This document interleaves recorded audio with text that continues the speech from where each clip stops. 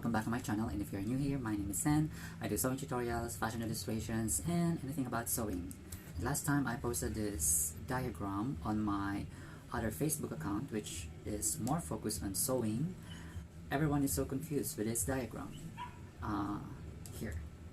So that's why I decided to make a tutorial about this diagram and how it is done. So let's get started.